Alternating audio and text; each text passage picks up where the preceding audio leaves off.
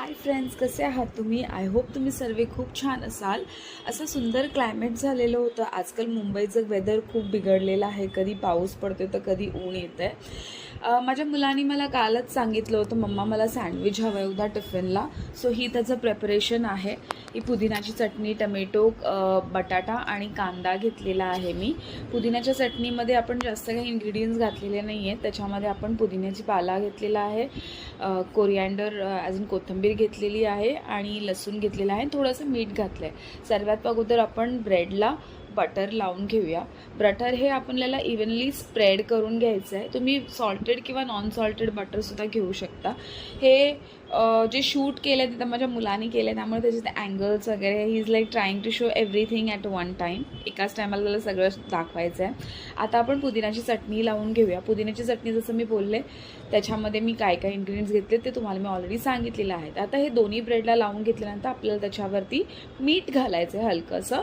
हे आपण आता बटाटा टाकतोय त्याच्यामध्ये. त्याच्यानंतर आपण ठेवणार आहोत कांदा आणि टमॅटो. मी काकडी यूज केलेली नाही आहे बिकॉज माझ्या मुलाला सर्दी खोकला लास्ट वीकमध्ये झाला होता, फीवर आला होता, त्यामुळे काकडी काय मी यूज केलेली नाही आहे. आणि जसं तुम्हाला म्हणलं मी, मुंबईचं वेदर खूपच वियर्ड झालेलं आहे. सो कधी पाऊस पडतो आहे तर कधी थोडंसं उन्हासारखं होतं. लास्ट वीकमध्ये तर पूर्ण वीक पाऊस पडला आहे. व्हेजीजवरती पण आपण थोडंसं मीठ टाकून घ्यायचं आहे व्हेजिटेबल्स घातल्यानंतर. आणि आता हे मी पूर्ण त्याच्या वरच्या साईडला सुद्धा बटर लावून घेतलेलं आहे. आता हे आपल्याला थोडेसे शेकायचे आहेत, असे शेकायचे जे क्रिस्पी होतील एवढे, म्हणजे शेकून घ्यायचे आहेत. आता आपण वरच्या त्या साईडला लावलं होतं बटर, आता आपण या साईडला सुद्धा बटर लावून घेऊया तव्याच्या आतमध्येच. आणि त्याला छान बटर लावून घेतल्यानंतर दोन्ही साईडला आपल्याला क्रिस्पी रोस्ट करून घ्यायचं आहे, म्हणजे ते खायला पण छान लागतं व्हेजिटेबल्स. आणि हे आपलं सँडविच जे आपण क्रिस्पी करून घेतलेलं आहे वन साईडला.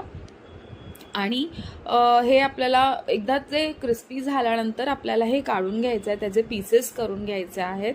आणि जसं आपण सँडविचवाल्याकडे पीसेस करून घेतो तसे पीसेस करून घ्यायचे आहेत. आणि ते व्हेजिटेबल सँडविच खूप छान आणि टेस्टी झालं होतं. माझ्या मुलाला मी लंचमध्ये सुद्धा दिलं होतं आणि टिफिन बॉक्समध्ये सुद्धा दिलं होतं स्कूलच्या ब्रेकसाठी. आणि त्याला ते खूप आवडलं. मम्मा मला खूप आवडलं सँडविच, तू असं मला नेहमी बनवत जा. माझा व्हिडिओ आवडल्यास माझ्या चॅनलला सबस्क्राईब करा, लाईक करा, शेअर करा.